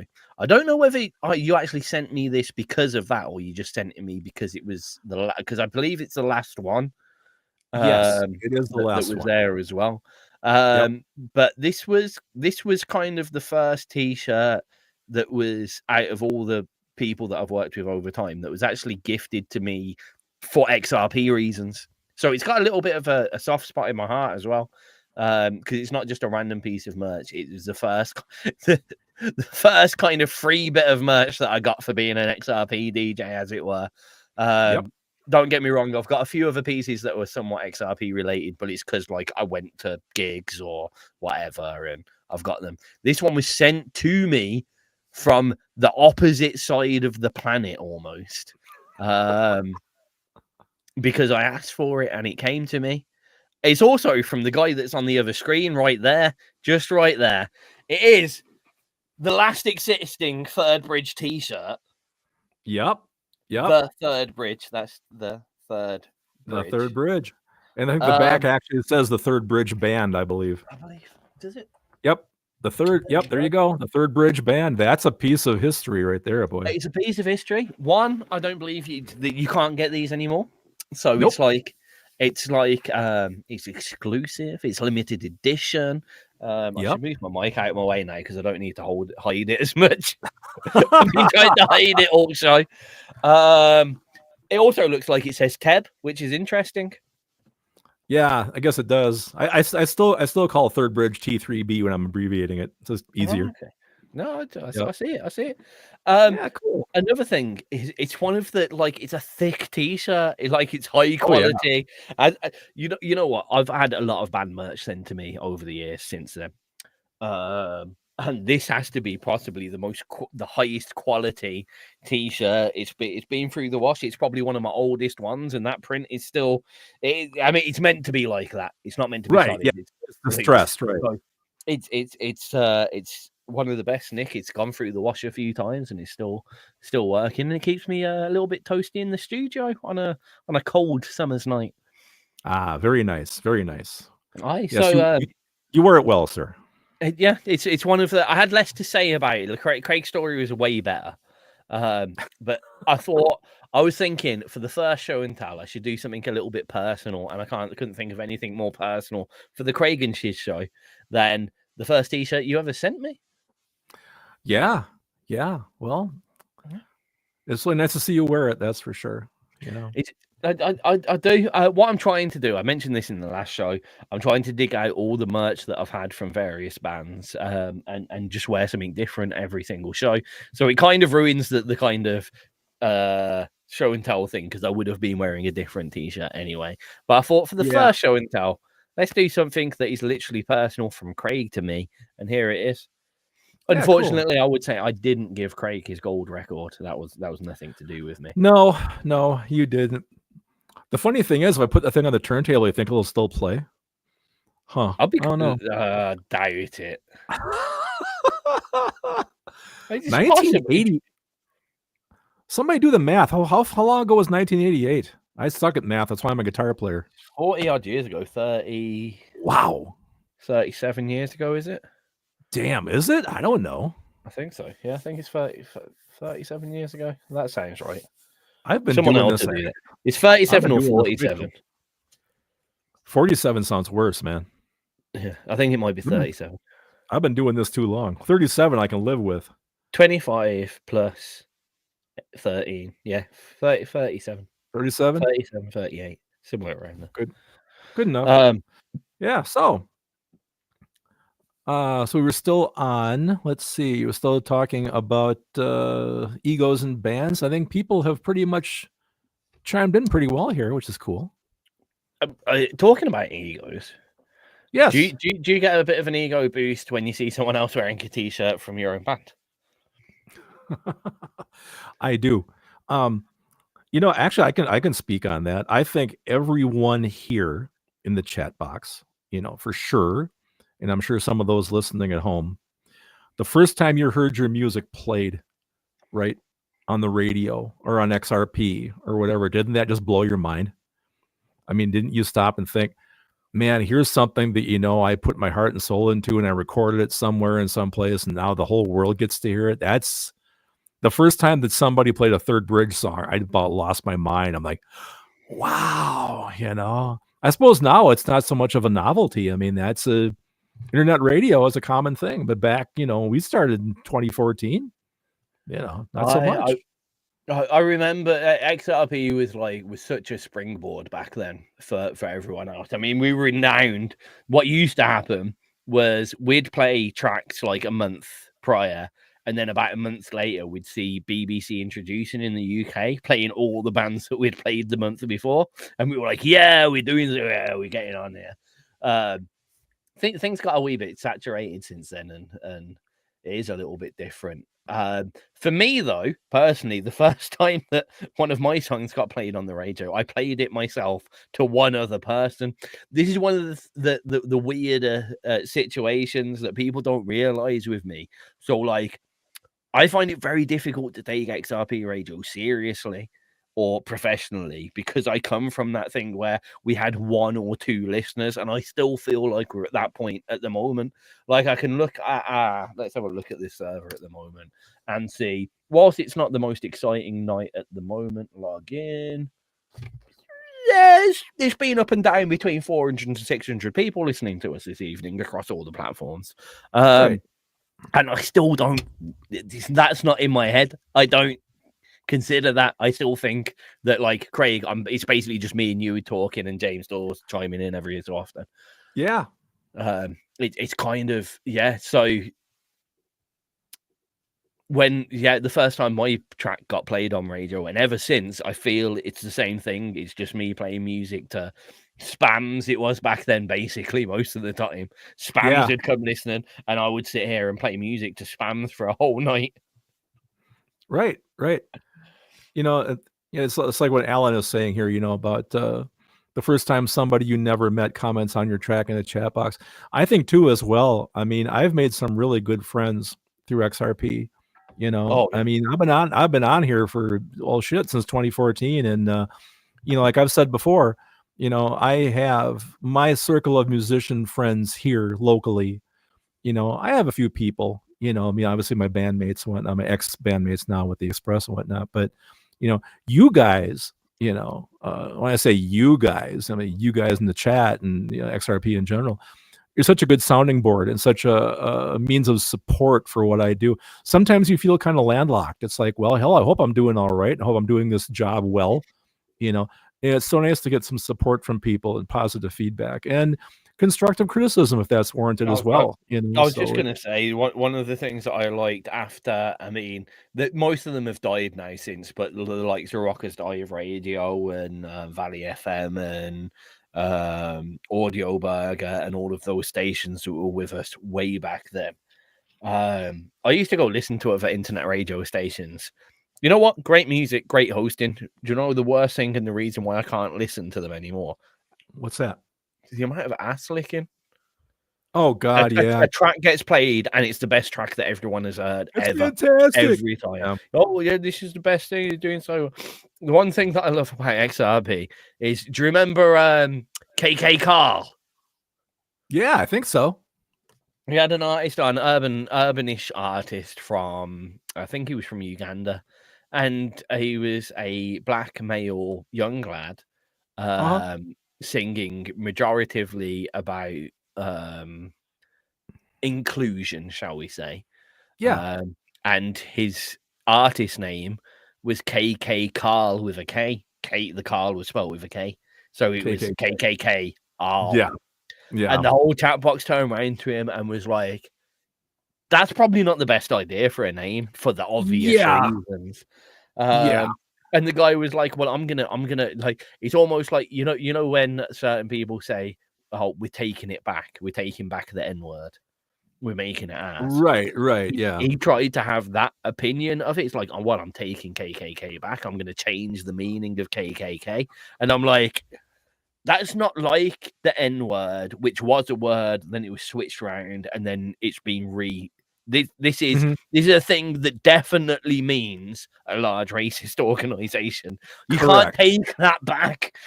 Yeah. But it was done quite well, and people were like quite straight with it. And I always thought, like, when that happened, I remember thinking, if this had happened on like Rockers Dive Radio, not that they would have played that kind of music, but if this happened on one of these other radio stations, I have a feeling that everyone there will be going, that's a brilliant idea. That's a great name. Go with that. Go with KK Carl and go forth and take back and change the meaning of the KKK. Yeah. And it's like, fucking hell, man. Like, that's not a good idea. And I think that's the worst thing, because he'd been on a few other stations and he'd sat there going, well, you know, everyone else thinks it's a good idea. And I'm like, no. Everyone else has licked your ass, so you go and follow them on Facebook in response to you following you. That's what happened there. I can't see in any million years way how that would be a sensible name. Yeah. No, I mean, I've never. Go ahead. It would be me. It would be like me changing my name from Tizzy to Golly Madman. It's not a good idea. It's not a good idea. It never would be a good idea, and it's not something that I could take back. Like, you can't just be like, I am this person now, and I'm going to make everyone else think that doesn't mean what you think it means. Mm-hmm. It'd be like me literally turning around to Craig and going, "You're right, fatty," but I actually mean fatty as in someone that goes to the gym and eats one. Right. Yep. I'm never going to change the meaning of that word. I'm never going to be able to change it. Why bother? Yep. Yeah, I know. It's crazy. I think that does come back to a little bit of ego as well. To have the ego to think you as one single independent person can change this whole meaning. I guess it's like get some relativity and realization in your head to a point. I hate to moan about people, but it's like, come on. No, you're right, man. You're right for sure. You know. But again, you know, like I said, talking about the whole creative input thing about the chat. You know, I know this is beating a dead horse again. I'm sorry, I'm not going to go back here back here for a long time. We talked about the whole AI thing last show, where I talked about, you know, the lyrics and stuff that I had found in that stuff. You know, and Booms was very adamant about, you know, AI as a tool. You know, if you wanted to take those lyrics and use them as inspiration or a topic towards something else, as opposed to repeating them verbatim, that's probably okay.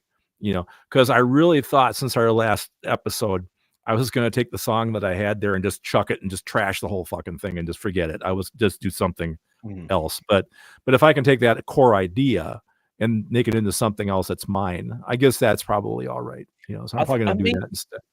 It's all about layers and how it's delivered. I think the argument needs to transcend, like, is this right or wrong specifically? No, I don't think it's a moral thing. The way I look at it, like when I write lyrics, there'll be times where I'll look to a rhyming dictionary to help me. Oh, me too. Me too. Every time. I always do. And then, well, that's what I originally used. Now I use the internet's versions of rhyming dictionaries.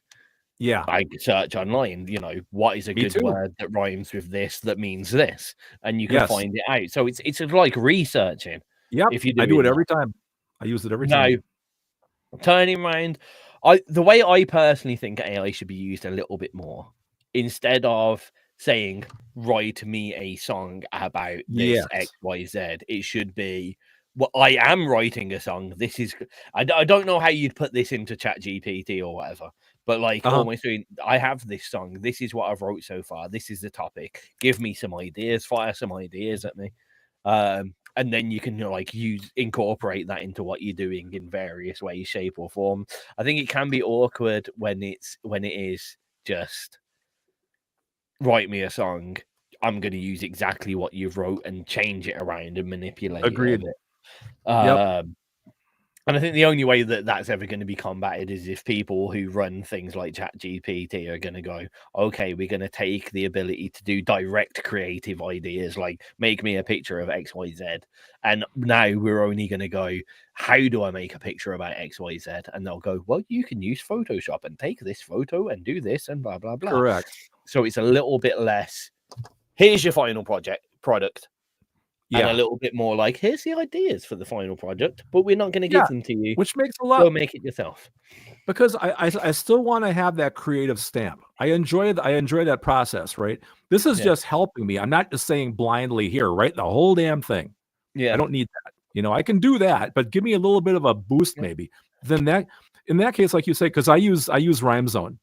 I've used it forever. The app. It's a good site. It's a good site. Oh, I love it, man. I've only used the website, but oh yeah, that's what I use. It's just been great. I mean, I've written all my shit for years like that. And I mean, this is just another tool. Anyway, I'm going to get back off of that, but I just wanted to say, like I said, I really thought about just trashing that song, but I'll probably do something with it at some point. I'll put it in my queue. If it's from my side, I'd just say, like, I like where it's going. I like the initial inspiration. Make it a little bit more you. Yeah. I will. I have time. Like it's what I'd say from my point of view is it's like you went, that's one line. I'm going to change that line to this. This is the next line. I'm going to change that line to this. And I think the whole thing could do with like a lot more. Instead of it line by line rewrite, it's a whole new thing. So in other words, let's take the entire concept and do my take on it. Maybe. Yeah. Right. That's what I'd say. Like, you use some of the words, just don't use it in that order. You know what I mean? Yeah, just like move this word over or replace this word with something else. Yeah, I see what you're saying. That makes sense. If I grabbed like, a Harry Potter book and did what you did line by line with that book, I would be sued. Yeah, right. That's kind of the way I look at it. I just noticed a message from REKKR. If a station tags me saying they're going to play us, I always try to listen in, though some of the US stations are at daft o'clock, agreed. But there's definitely some that blow smoke up your ass. But there are definitely others when knowledgeable artists will compare my voice to someone or Steve's playing to a famous guitarist. You can hear what they're saying. Yeah, I think... I thought I used to stay away, didn't I, from comparisons, especially to famous bands, didn't I, Craig? Yeah, you did. I'm so guilty of that, man. I can't help it. I mean, because I've played so much different shit. I mean, well, that just sounds like, it's not a slight on the musician. This is more for me. It's like, oh, that kind of sounds like that, or that sounds like. I just do it. I think we all do. I mean, it's like referring things as colors. It's like that sky blue, that's navy blue, or whatever. Right. You need sometimes to have a descriptor for something to be able to say what it's like. If you went to someone else and they said, "What's REKKR like?" You couldn't say, well, his voice is specifically this tone and blah, blah, blah. You're going to turn around and say he sounds like, or the closest thing they sound like. The guitarist is a bit like this guy. The drummer plays like this. Because it's the only reference that you have. And weirdly, in the musical world, because it has evolved so much over time, we've never had time to turn around and say, like, that Lemmy / Metallica / Motorheady style vocal is called the blah blah blah. Yeah. We don't have any words to describe those specifics, so it will always be related to a person or a thing or an issue, rather than because there's no other way to explain it or describe it. If someone goes, "What are REKKR like?" Now, if you turn around to me straight away and went, "What is REKKR's sound?" I'd go a different direction and be like heavy guitars, distortion that is dialed to a crunchy level, screaming vocals. But if you turn around to me and say, "What does REKKR sound like?" You've got to go, they sound like someone else, A or B or whatever. Right? Yeah. Yes. You can't avoid that. I've always always wanted there to be kind of a creative dictionary that was slowly developed. So Lemmy style vocals became Lemoters or whatever, that's a stupid idea, ignore that. But something that could be more widely recognized, because the biggest problem with the way music's described today, if we're being honest, is the fact that, especially in this day and age, there's loads of young people that don't know who Lemmy is. So if you turn around and go, they sound like Motorhead, they're like, who? And you've got no other way of explaining it other than playing the Motorhead, which in my unfortunate situation, I feel is like just feeding more into the mainstream, because you're going, listen to this band, but they sound like this better band. And they're going to go listen to the better band and go, you're quite right, but they're not as good. So I'm going to listen to way more Motorhead in my life. You know what I mean? I do. You know, you just kind of inadvertently, you might have hit another topic for another show. Okay. You know, you talked about young people and, you know, like Lemmy and stuff. I'm not going to bring it up really right now, like it's an official topic, but maybe sometime you want to talk about, do young people have bands nowadays, okay, that are legendary like my bands were? I mean, I had Zeppelin, I had Deep Purple, I had Queen, I had bands that like laid the bedrock for shit. Are like newer artists, are they still like major bands that are going to be around forever, like legends like that? I don't think they create those anymore. I think the business doesn't create those anymore. Not that we talk about it today, but that might be a topic for a future show. Yeah, I mean, quickly, I think that's just. I'll need to think about this. My quick response is, it depends on how much of a muso you are, because in the mainstream pop world, I don't think people are going to be like Justin Bieber laid the ground for this kind of stuff. They're not thinking that deep about it. Saying that, the things like Soundgarden, Red Hot Chili Peppers are more modern, still Pearl Jam, Nirvana. Exactly. They're still laying solid feelings at the end of the day. There are a few bands that you see a little bit more often. What I've noticed though is it tends to be more oriented around one solo act from a band. So like Outkast, for instance, you know, the band behind Hey Yeah, I love that song. Great track. Everyone loves that song. They had a really strong thing. Now, will.i.am is the known person who kind of laid the groundwork, and he's still making music, and he's been in things like X Factor as a judge and stuff like that. So I think he's one of those people that have kind of cemented themselves as a well-known, I don't want to say not an influencer, but a director of the music industry, shall we say. I think there still are people like that.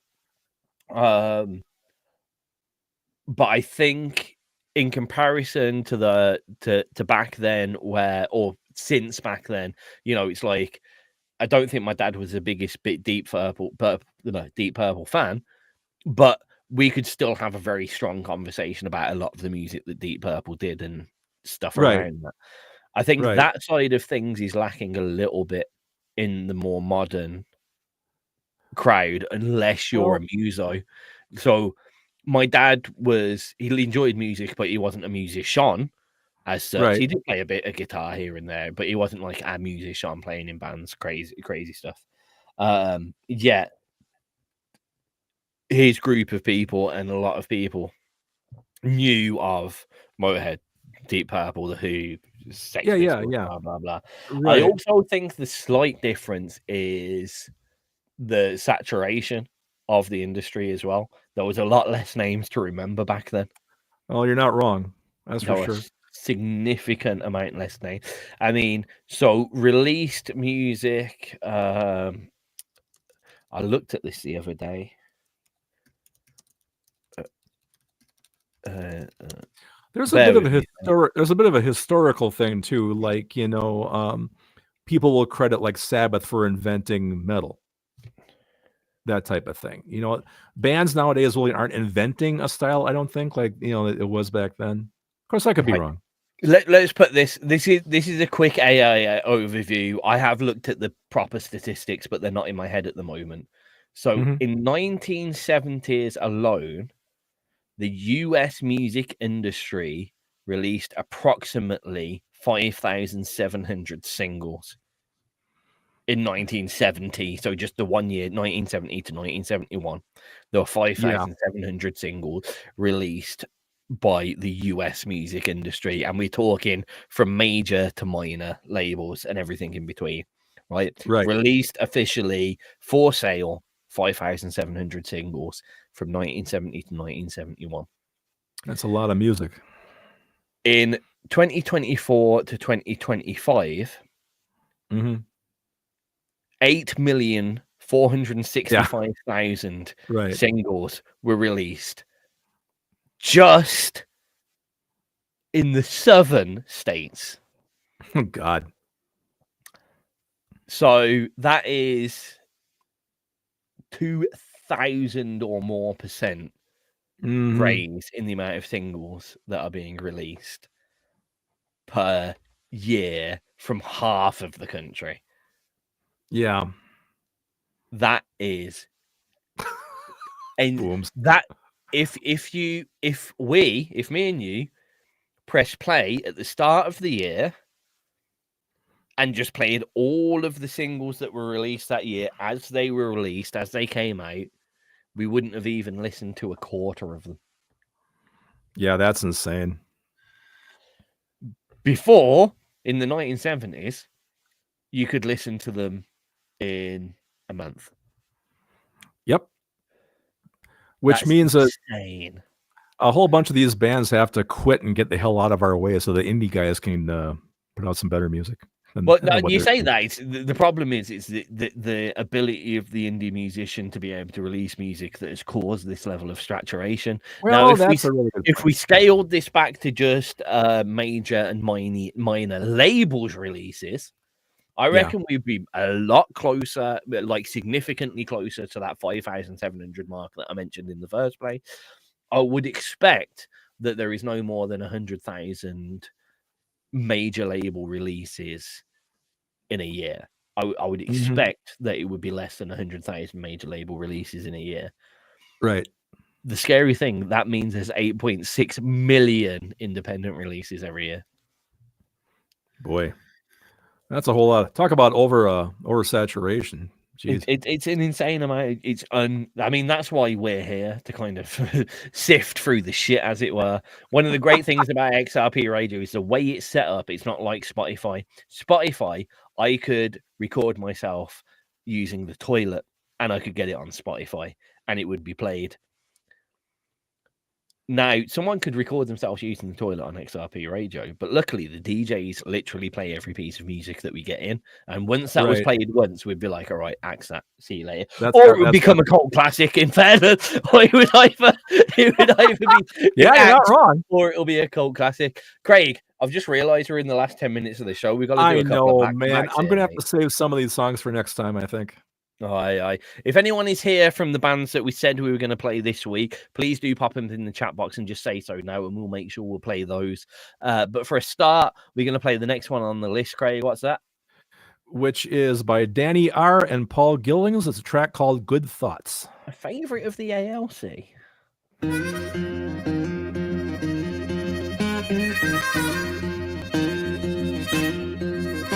Conversation's good today, man. Sure is, man.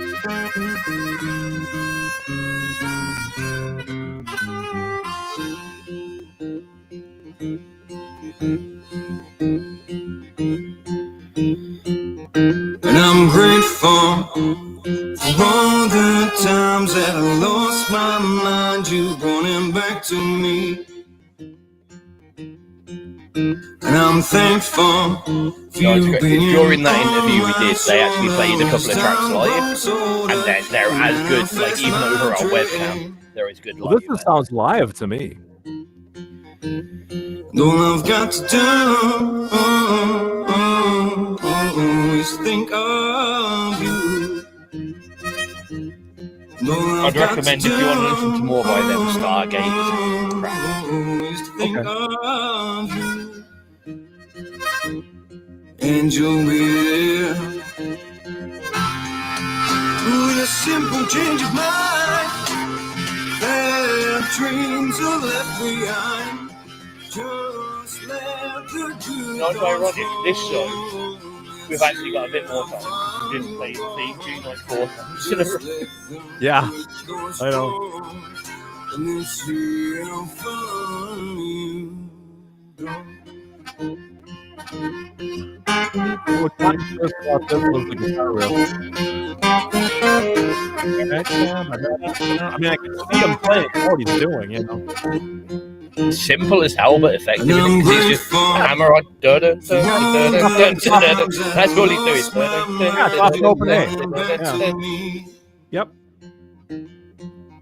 And I'm thankful for you being. What's quite nice though, if you listen carefully, it's just got a solid root note playing. So underneath that up on top, yeah. Yep. Yeah, he does. It's quite hard to do that. I use it with thumb. The effects run their way. No words to say. Because the bass is in 3. That's doing Right. Yep. Each and every Yeah. So 1, 2, 3, 4. 1, 2, 3, 4. Yep. dreams are left behind. Just let the good ones fall. Let's see how far you go. And let's see how far you Best go. harmonica player I have Just let the ever. good ones go. Yeah, it's great.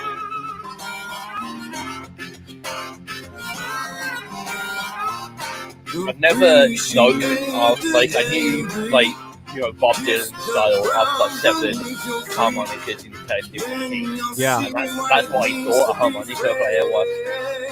Then I saw these and it's more like a bass harmonica. All those big ones, yeah. Yep. Never seen one before. That's a whole different size. It's like, and he's got his whole rack set up next to him. While he's playing the We used to have a guy around here. He wore like a bandolier strap with like 20 harmonicas and different keys around his neck. Yeah. There we go.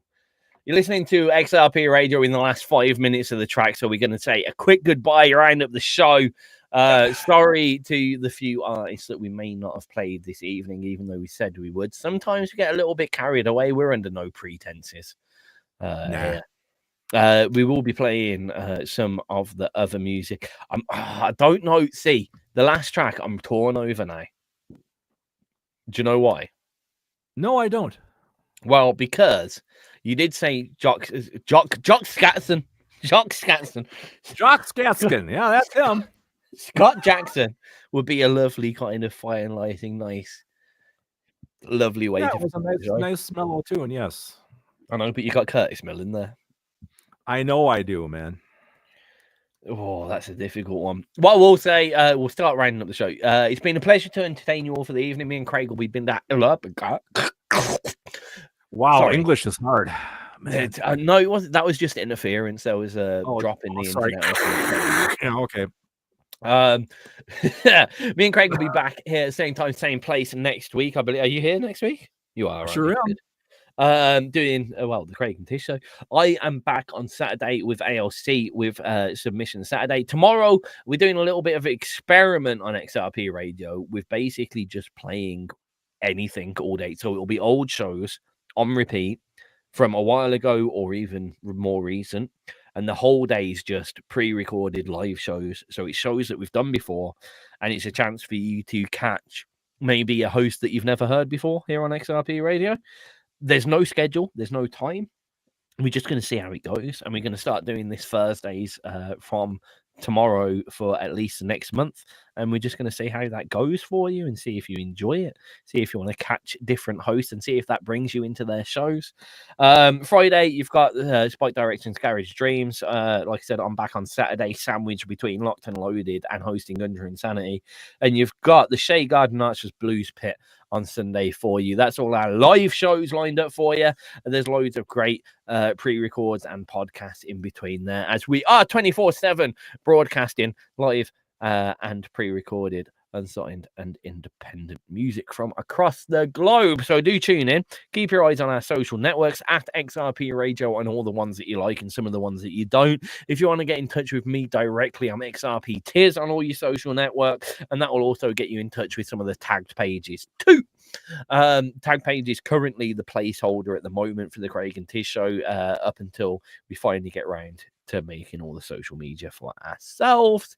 But we thought, as we're officially only out of our pilot season and starting season 1 as it is at the moment, we've still got a little bit of jiggery pokery to get ready. Just wait till season 2 comes along. That's all I'll say. Boy. Yeah, you guys will see it then, boy. Oh, you'll see something. Yeah. I mean, you'll at least see me, Craig, in a chat box. At least. At least. Maybe a good theme tune as well. Yeah. I am going to leave. Do you have any last words, Craig? I always take over the ending, but that's because I have to say you do it so well. I really have nothing to say. You kind of sum it up. I'm just kind of like, see you next week, guys. No, it's all good. It's all good. What we'll do then, Craig, I'll let you pick whether it's Curtis Millen, or... Well, you know what I'm going to hit, man. Are you going for Curtis Millen? Sure am. Oh, good man, good man. All right, then. Well, I'm going to say goodbye, everyone. It's been a pleasure to entertain you all for the evening. See you all next week. And Craig's going to say something and then introduce the track.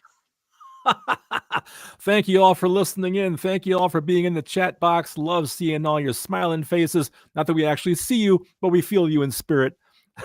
And with that, the last song is by the amazing Curtis Millen with a track called Standing on Business. The funk, baby. So good, this track.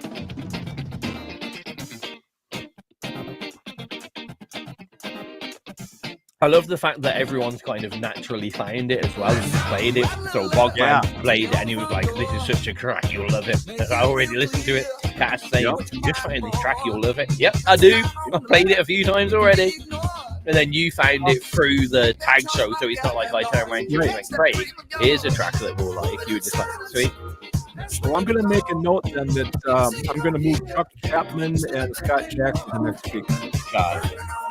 Sorry to Chuck and Scott if you've been waiting to listen. Unfortunately, we only have so much time in the show. And me and Craig also need our bed and food. Yes. What's for dinner, Craig? You did say. I told you already, and you were confused by Hamburger Helper, remember? Oh, yeah, Hamburger. Yeah, that just confused me. That was a whole conversation. That was really on in the show.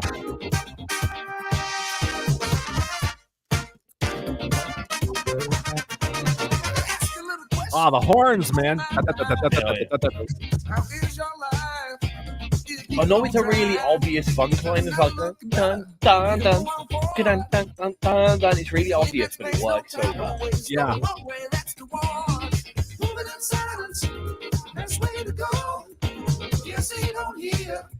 And it's rare because the bass line's actually real simple for funk. It's just he's not doing a lot of. It's not busy. It's pretty much just root notes. And he's holding down the bottom. Now it's funny. That horn line, back in the 80s, there was a thing called the Minneapolis sound, right? Like the Prince sound. That would be on a keyboard. That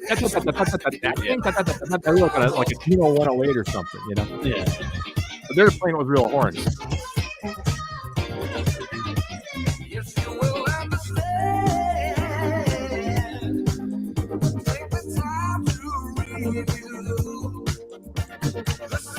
Yeah, that.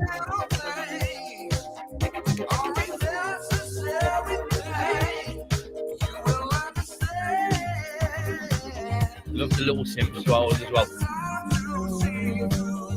Yeah, the real legato thing in the back. Yeah. Gives it a nice range. Yep. So tight when you jump into that as well.